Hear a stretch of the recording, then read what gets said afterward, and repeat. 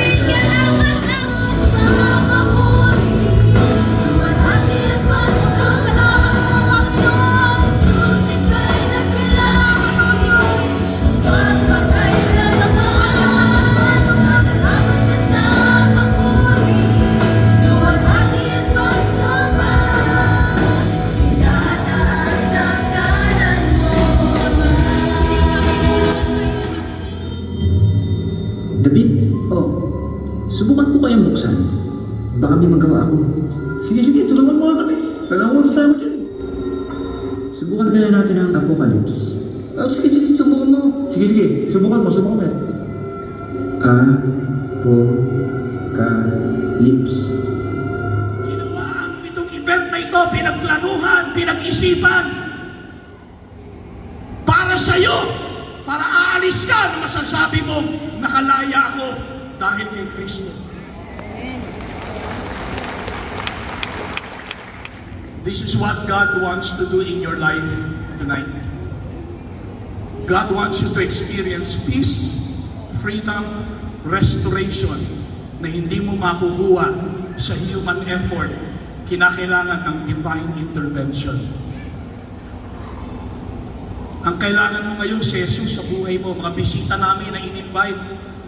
Huwag mong sayangin ang pagkakataong aalis ka mamaya sa lugar na ito nang hindi mo na-settle ang iyong relationship, ang kasalanan mo sa harapan ng Diyos. Bakit? Huwag mong sayangin ang ibinigay ng Diyos sa iyong pagkakataon na ikaw ay makarating dito. Salamat sa iyong pag-ibig. Panginoon, patawarin mo ko. Makasarili ako, makasalanan ako, at inaamin ko to sa harapan mo. Salamat po sa event na ito.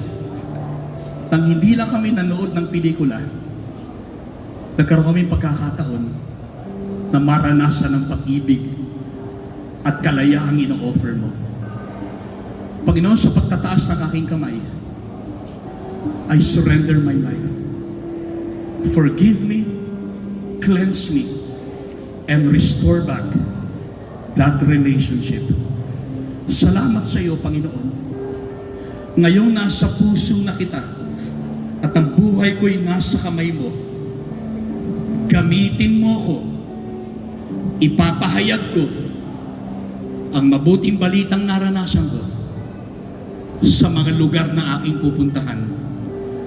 Sa iyo ang kapurihan at pasasalamat. In Jesus' name. And all God's people shout!